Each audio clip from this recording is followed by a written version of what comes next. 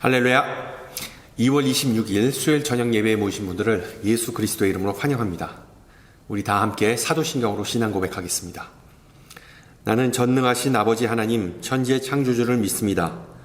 나는 그의 유일하신 아들 우리 주 예수 그리스도를 믿습니다. 그는 성령으로 잉태되어 동정녀 마리아에게서 나시고 본디오 빌라도에게 고난을 받아 십자가에 못 박혀 죽으시고 장사된 지 사흘 만에 죽은 자 가운데서 다시 살아나셨으며 하늘에 오르시어 전능하신 아버지 하나님 우편에 앉아 계시다가 거기로부터 살아있는 자와 죽은 자를 심판하러 오십니다. 나는 성령을 믿으며 거룩한 공교회와 성도의 교제와 죄를 용서받는 것과 몸의 부활과 영생을 믿습니다. 아멘. 우리 함께 찬송가 301장 하시겠습니다. 301장 지금까지 지내온 것. 예전 찬송가는 460장이고요. 301장 함께 찬양하겠습니다.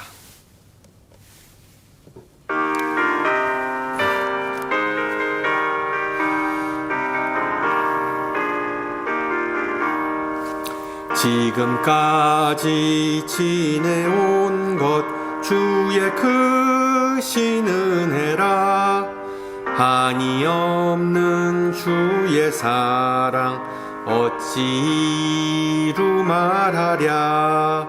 자나깨나 주의 손이 항상 살펴주시고 모든 일을 주 안에서 형통하게 하시네. 몸도 맘도 연약하나 새 힘 받아 살았네. 물 붓듯이 부시는 주의 은혜 족하다. 사랑 없는 거리에 나 험한 산길 헤맬 때 주의 손을 굳게 잡고 찬송하며 가리라. 주님 다시 배올 날이 날로 다가와 무거운 짐 주께 맡겨 벗을 날도 멀잖네. 나를 위해 예비하신 고향 집에 돌아가 아버지의 품 안에서 영원토록 살리라. 아멘. 하나님께서 오늘 저녁 우리에게 주신 말씀 시편 40편입니다. 시편 40편 말씀 제가 가진 성경으로 구약 831페이지입니다. 831페이지 시편 40편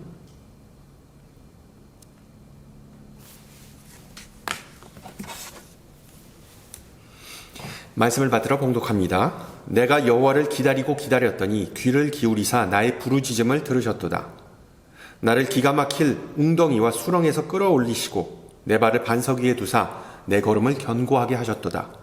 새 노래 곧 우리 하나님께 올릴 찬송을 내 입에 두셨으니 많은 사람이 보고 두려워하여 여호와를 의지하리로다. 여호와를 의지하고 교만한 자와 거짓에 치우치는 자를 돌아보지 아니하는 자는 복이 있도다. 여호와 나의 하나님이여 주께서 행하신 기적이 많고 우리를 향하신 주의 생각도 많아 누구도 주와 견줄 수가 없나이다.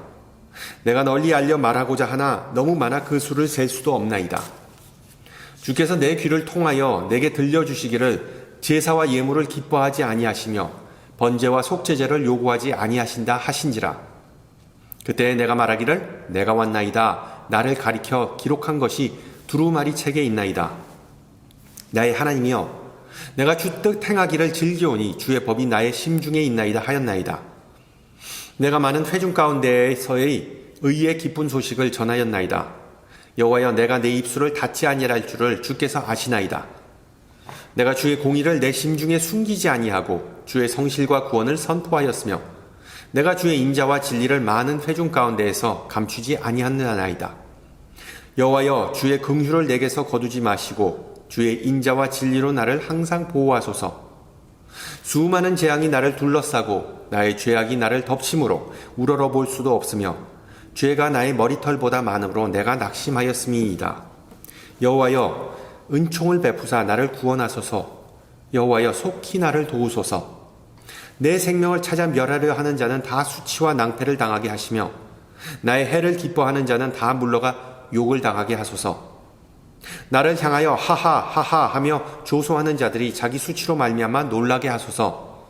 주를 찾는 자는 다 주 안에서 즐거워하고 기뻐하게 하시며 주의 구원을 사랑하는 자는 항상 말하기를 여호와는 위대하시다 하게 하소서. 나는 가난하고 궁핍하오나 주께서는 나를 생각하시오니 주는 나의 도움이시오 나를 건지시는 이시라. 나의 하나님이여 지체하지 마소서. 아멘.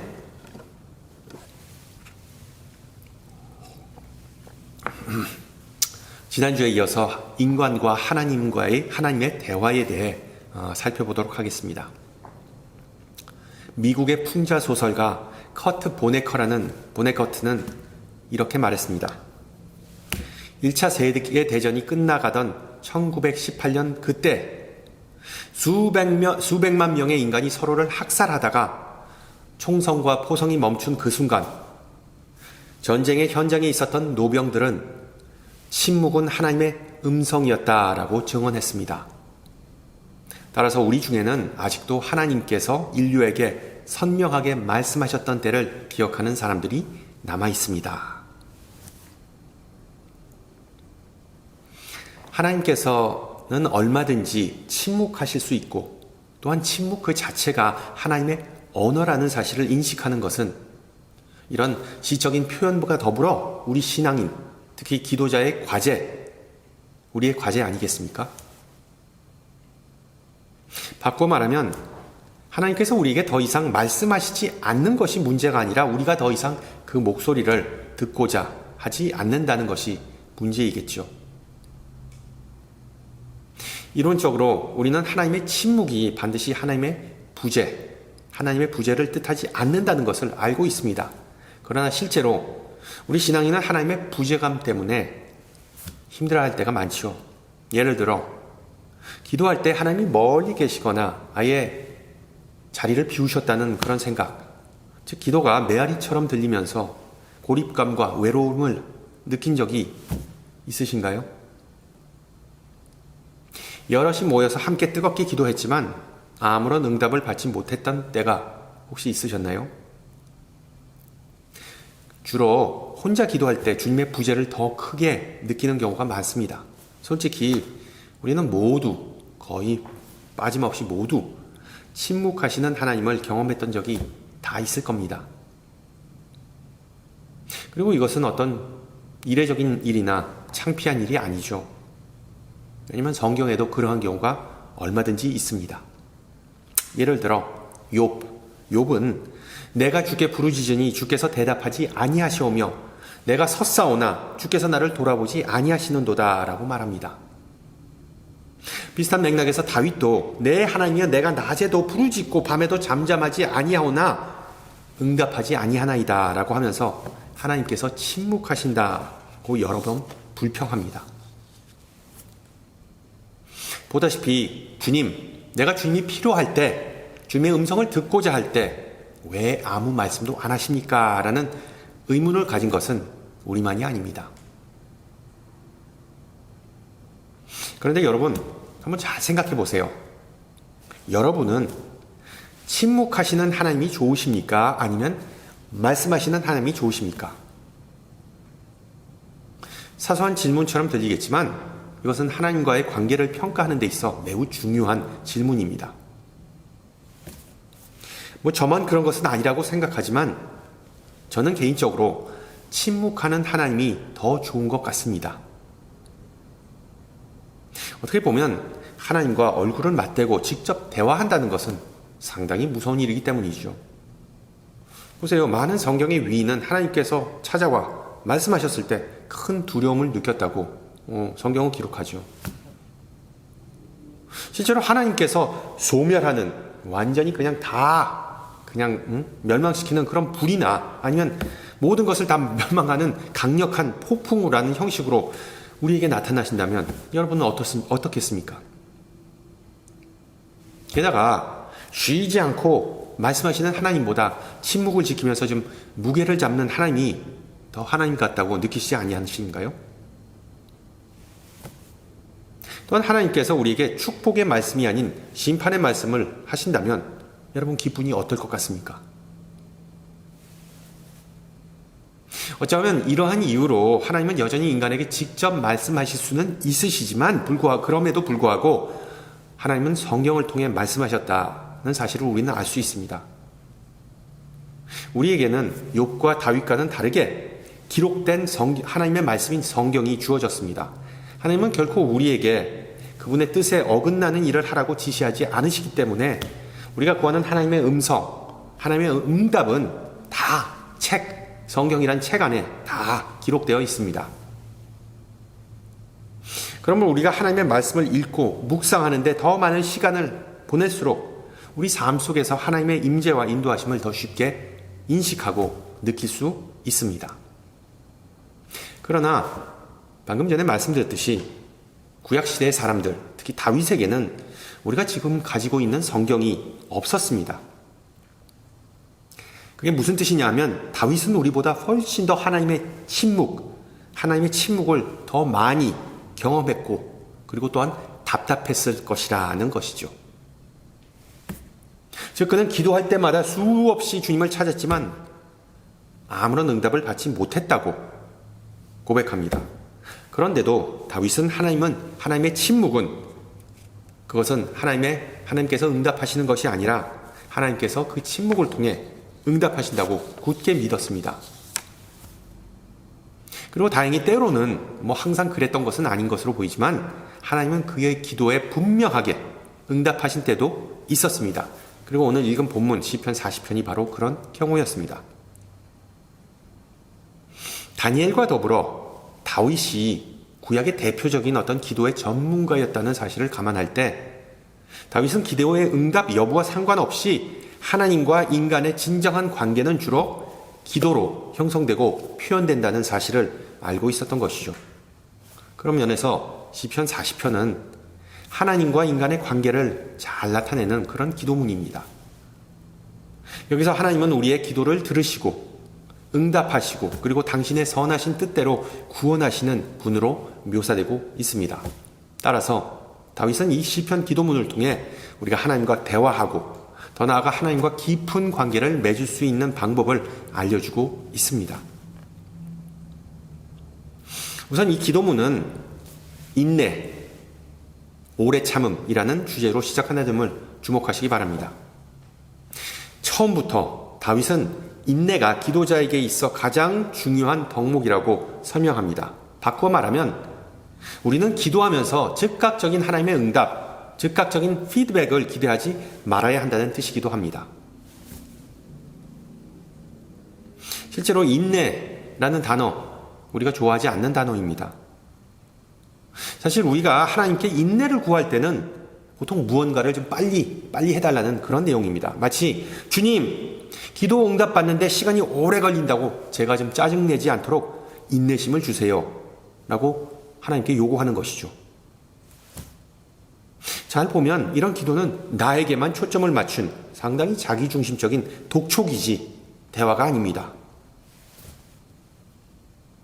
물론 하나님의 자녀인 우리가 아버지께 인내를 구하면 하나님은 인내할 수 있는 마음을 우리에게 분명히 허락해 주시겠죠.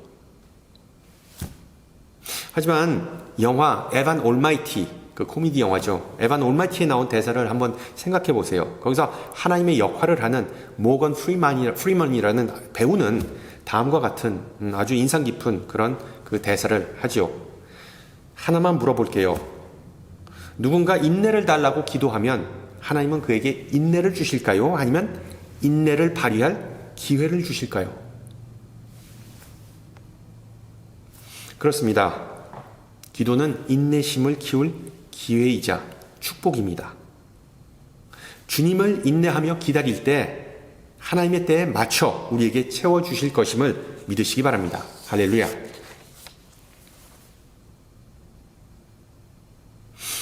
오래 참음이란 서두의 주제에 이어서 시편 40편의 주요 요소를 좀 살펴보도록 할까요?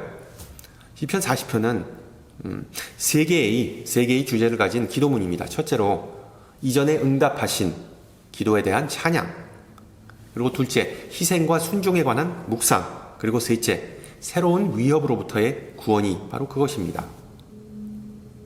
이 세 가지의 주제들을 하나씩 살펴보면서 우리 자신의 기도의 패턴을 좀 점검하고 되돌아봤으면 좋겠습니다.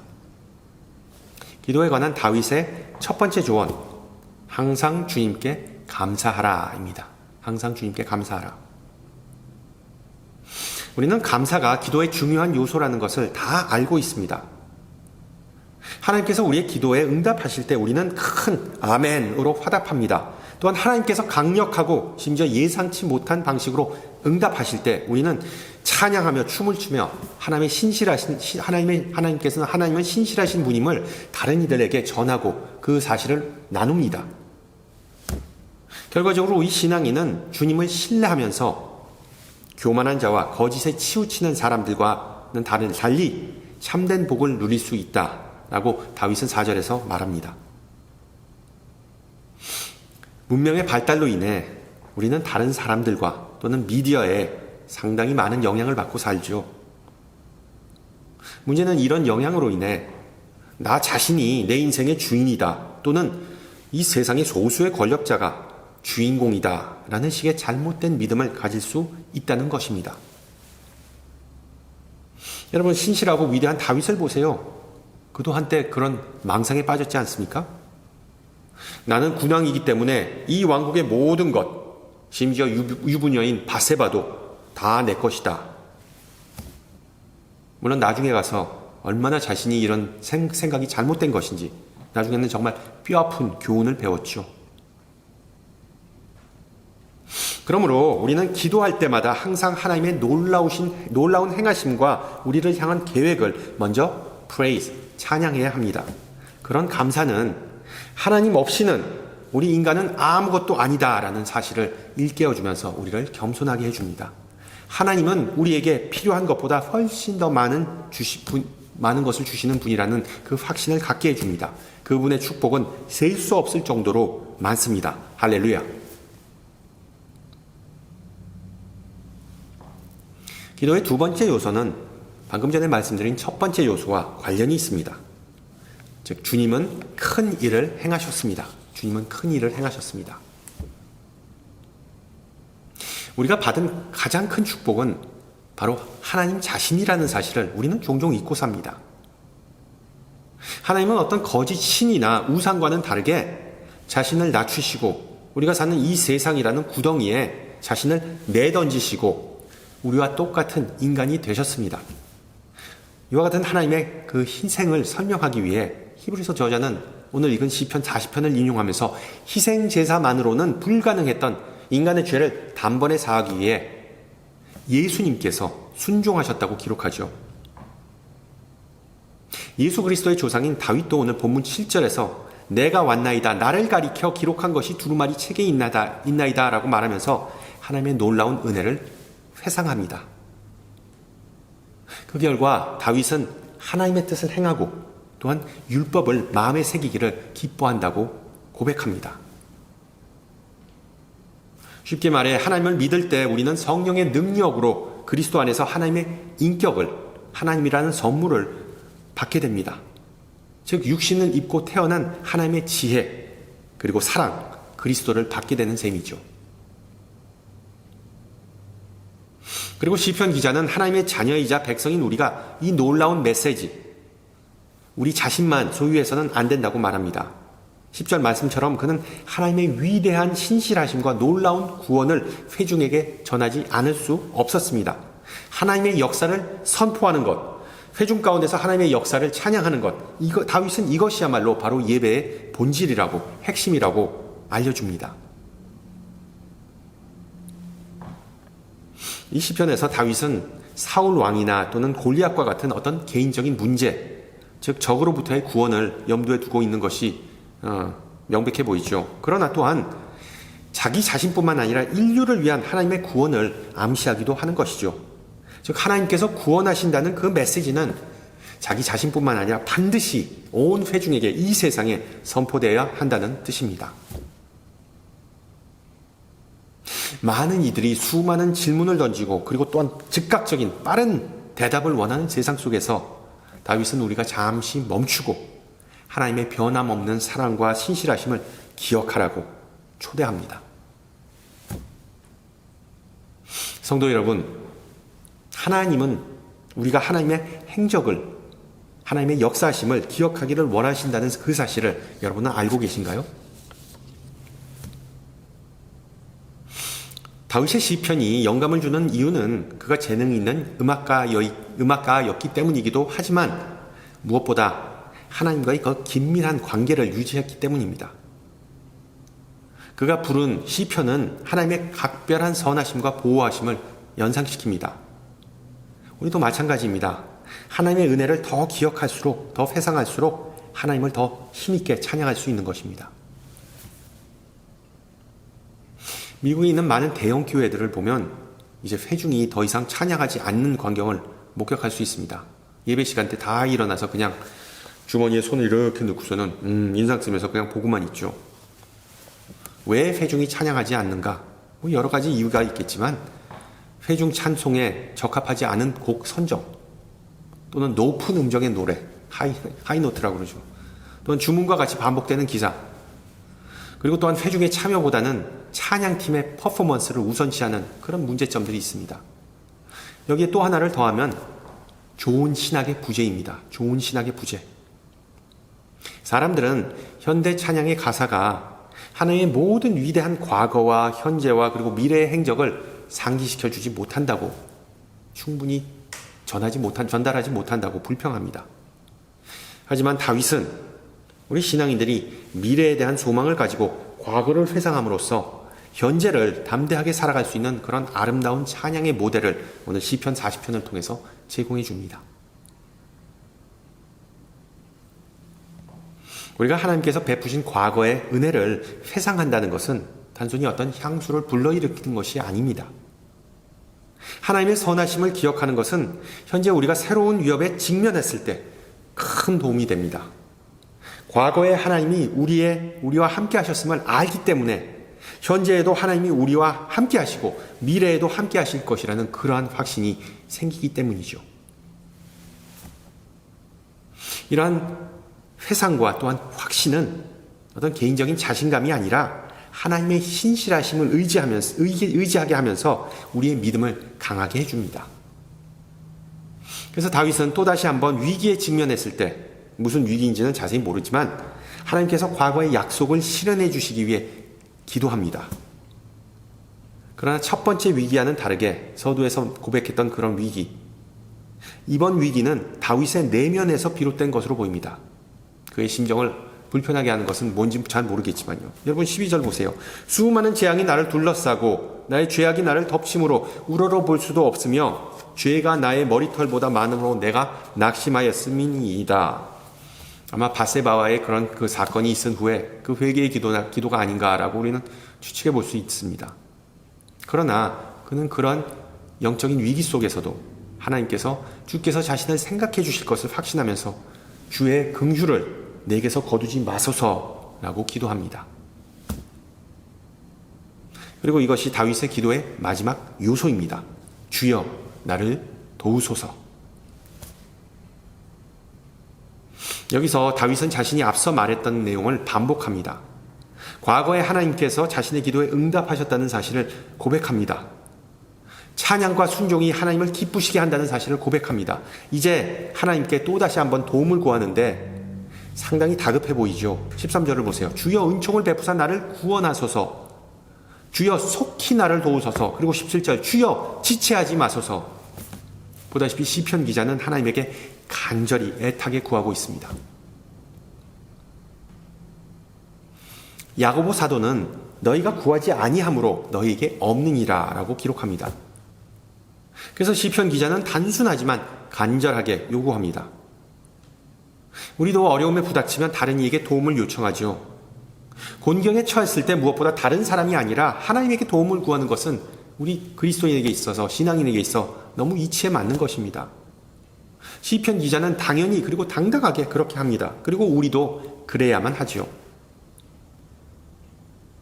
여기서 우리가 얻는 교훈은, 우리의 믿음은 하나님께서 우리에게 주시는 파란불이라는 것입니다. Green light. 하나님을 신뢰하는 것은 하나님께서 우리에게 주실 수 있는 것을 우리가 받을 준비가 되어 있다는 그런 신호입니다. 미국의 흑인 인권 운동가인 루비 브리지스의 이야기를 다 들어보셨을 거예요. 그녀는 6살 때 백인 공립학교에 다닐 수 있게 허가를 받습니다. 하지만 매일 등교할 때마다 루비는 온갖 위협과 모욕을 퍼붓는 환한 군중을 지나가야만 했습니다. 연방 보안관들의 그 보호를 받으며 적대적인 어른들 사이를 지나갈 때마다 그녀의 입술은 계속해서 움직였습니다. 나중에 알고 보니 그 소녀는 두려움에 떨거나 자신을 욕하는 그런 어른들을 저주하는 것이 아니라 조용히 기도하고 있었던 것입니다. 그녀는 자신을 향한 증오를 견딜 수 있는 힘을 위해 기도를 했고, 자신에게 소리를 지르는 사람을 용서해달라고 기도했던 것입니다. 여러분, 놀랍지 않습니까? 6살짜리 소녀는 기도에 대해 너무나 다 잘 알고 있었던 것입니다. 다윗처럼 그 소녀도 웅덩이와 그리고 또한 수렁에 빠져 있었습니다. 하지만 다윗처럼 그녀는 하나님이 누구이신지 이해하고 하나님과의 대화를 선택했습니다. 그녀는 하나님을 신뢰하고 하나님이 주실 수 있는 것을 믿음으로 구하면 하나님께서 파란불을 켜주실 것이라는 것, 즉 능력과 은혜로 자기 삶에 임하신다는 것을 알았던 것이죠. 하나님과의 소통을 가능하게 해주는 것은 바로 믿음입니다. 믿음은 우리가 소중히 간직하고 실천해야 하는 하나님의 선물이죠. 우리가 믿음을 마음속으로 만들어낸다고 그것이 우리에게 생기는 것이 아니죠. 그래서 우리는 이 믿음을 잘 간직하고 그리고 발전시키기 위해 기도하고 성경을 읽고 묵상합니다. 그렇게 함으로써 우리는 또한 전지전능하고 온 세상에 편재하시는 하나님을 신뢰하게 됩니다. 중요한 점은 우리가 평상시가 아니라 수렁에 빠졌을 때, 즉 믿기 힘들 때, 앞길이 전혀 보이지 않을 때 하나님을 신뢰하고 하나님과 대화한다는 것입니다. 기도는 이런 도깨비 방망이가 아니라는 사실을 알기 때문에 기도만 하고 가만히 앉아있으면 안 된다는 사실을 또한 우리는 알고 있습니다. 위기의 상황에 모든 일은 다 다르게 반응하기 때문에 어려울 때일수록 마음문을 좀 열고 움츠려들지 말고 마음문을 열고 변화를 감수해야 한다는 사실을 우리는 머리로는 다 알고 있습니다. 그런데 여러분, 우리의 삶을 바꾸고 관점을 바꾸고 무엇이든 바꾸는 것은 새롭고 시도하지 않았던 것이기 때문에 상당한 용기가 필요합니다. 우리가 처음 하는 모든 일이 그렇듯 불안감은 큰 장애물로 그때 다가옵니다. 두려움은 변화를 향한 첫걸음, 즉 수렁에서 벗어나기 위한 발버둥치는 우리를 마비시킬 수도 있습니다. 그럴 때일수록 언젠가는 상황이 바뀔 것이라는 그 믿음을 가지고 의식적으로, 힘들고 하기 싫어도 의식적으로 전진하고자 노력해야 합니다. 언젠가는 수렁에서 벗어날 수 있다고 믿는 것처럼 행동해야 합니다. 우리의 삶이 여기 고착화된 것이 아니라 굳어진 것이 아니라 언젠가는 변화될 것이라는 그 마음이 바로 믿음이죠. 중요한 점은 힘든 상황은 전혀 달라지지 않을 수 있습니다. 객관적으로 볼 때. 그러나 그 상황을 바라보는 우리의 시선은 달라진다는 것입니다.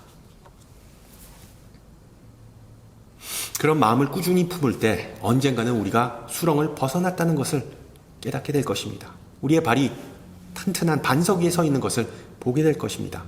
하나님께서 우리의 부르짖음을 들으셨다는 것을 알게 될 것입니다. 다윗처럼 우리의 새로운 노래, 하나님을 찬양하는, 우리도 새로운 노래, 하나님을 찬양하는 노래를 부르게 될 것입니다.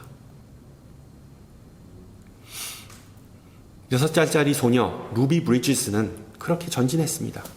사망의 음침한 골짜기에서도 선한 목자를 신뢰하고 따르며 앞으로 나갔지요. 그리고 기도의 역동성은, 기도의 힘은 험난한 여정 속에서 그녀를 지탱해 주었습니다.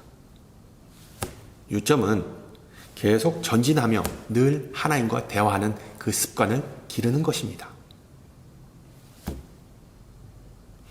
우리 모두 그렇게 했으면 좋겠습니다. 하나님과 대화하고 꺼리낌 없이 도움을 청합시다. 하나님은 우리의 상상과 생각 너머에 계시는 분임을 기억합시다. 하나님은 만물 가운데서 충만하게 존재하는 분이십니다. 그리고 하나님은 놀라운 일을 영원토록 행하시는 분이십니다. 또한 하나님이 보시기에 우리는 모두 다 똑같다는 점을 잊지 마세요. 하나님 보시기에 우리는 다 어린아이와 같습니다. 작가 미상에 이런 말이 있죠. 나는 걷고 넘어지고 일어난다. 나는 걷고 넘어지고 일어난다. 그 와중에도 계속해서 춤을 춘다. 그렇습니다. 믿음으로 걷고자 노력할수록 우리는 계속해서 넘어집니다. 하지만 하나님은 우리를 알고 계시고 우리와 함께 하시니 괜찮습니다. 항상 주님 안에서 춤추고 찬양하며 기뻐하는 성도가 되시기를 축원합니다. 함께 기도합니다. 사랑이 많으신 주님, 오늘 저녁 주님의 영과 말씀으로 우리 가운데 임재하심을 감사드립니다. 또한 우리의 기도 생활을 돌아볼 수 있게 해주심을 감사합니다. 아버지 하나님, 우리가 때로는 조급해서 우리의 기도가 즉시 응답받지 않을 때 주님께서 우리의 기도를 듣지 않았다고 속단한다는 점을 당신의 종 다윗을 통해 가르쳐 주셨습니다. 그러나 기도 그 자체가 우리의 인내심을 키울 기회이자 축복이라는 점 또한 배웠고 그 점을 명심할 수 있기를 소망합니다. 또한 기도할 때 늘 감사하고 주님께서 우리를 위해 행하신 좋은 것들을 일일이 기억해야 한다고 가르쳐 주셨습니다. 지금까지 주님께서 우리를 도우셨듯 미래에도 우리를 인도하실 것이라는 그 희망을 키우게 하옵소서. 무엇보다 기도와 순종을 통해 믿음의 장성한 분량으로 성장할 수 있기를 소망합니다. 고난과 시련에 직면할 때마다 애타게 주님의 도움을 구하면서 앞으로 나아갈 수 있는 성도가 되게 하옵소서. 주님, 우리의 기도를 절대 잊지 않으시고 우리의 기도가 응답되지 않는 일이 없으리라는 것을 믿기에 늘 주님과 대화하는데 소홀히 하지 않게 하옵소서. 우리의 중보자 되신 예수 그리스도의 이름으로 기도합니다. 아멘. 네, 한 주간 평안하시고요. 전 다음 주 이 시간에 뵙겠습니다. 샬롬.